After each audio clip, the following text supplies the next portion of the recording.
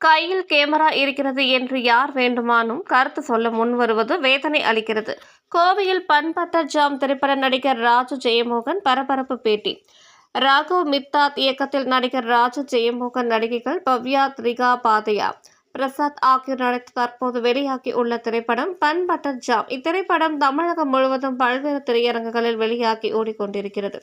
இந்நிலையில் கோவை விமான நிலையம் அருகே உள்ள பிராட்வே சினிமா திரையரங்கில் திரைப்பட குழுவினரான இயக்குனர் ராக் மித்தாத், நடிகர் ராஜு ஜெயமோகன், மைக்கேல் ஆகியோர் ரசிகர்களை சந்தித்து திரைப்படம் குறித்து கேட்டறிந்தனர்.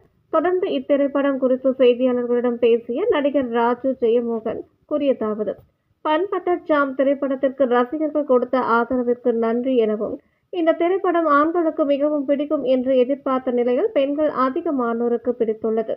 குடும்பமாக பலரும் வந்து திரைப்படத்தை கண்டு செல்கிறார்கள் என கூறினார்.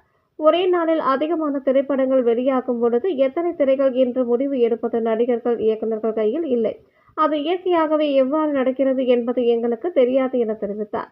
கல்லூரி படிக்கும் பொழுது நான் யாரையும் ராக்கிங் செய்ததும் இல்லை, சண்டையிட்டு கொண்டதும் இல்லை. ஆனால் என்னை ராக்கிங் செய்துள்ளார்கள், சண்டையில் என்னை அடித்துள்ளார்கள் என்று குறிப்பிட்டார். என்னை பலருக்கும் அடையாளம் காட்டியது தொலைக்காட்சி நிகழ்ச்சிகள் தான் என்றும் கூறிய அவர், அனைத்து விமர்சகர்களையும் நாங்கள் வரவேற்கிறோம். நாங்கள் ஏதேனும் திரைப்படத்திற்கு செல்ல வேண்டும் என்றால் உங்களது விமர்சனங்களை பார்த்துவிட்டு தான் செல்வோம். ஒரு திரைப்படத்தில் பாசிட்டிவ், நெகட்டிவ் இரண்டையும் கூறுவதுதான் ஒரு விமர்சனமாக இருக்கும்.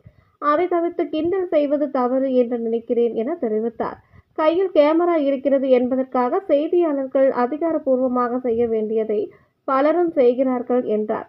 தொடர்ந்து 3 படங்கள் நடிக்க உள்ளதாக கூறியவர், நடிகர் ரஜினிகாந்த் நடித்த பாட்ஷா திரைப்படம் மீண்டும் ரிலீஸ் தற்பொழுது செய்யப்பட்டுள்ளதை பார்க்கும் பொழுது சற்று பயமாக இருந்தது. ஆனால் நம்முடைய படம் ஓடும் பொழுது அருகில் தலைவர் படமும் ஓடுகிறது என்பது ஒரு பெருமையாக உள்ளது என தெரிவித்தார் என்பது குறிப்பிடத்தக்கது.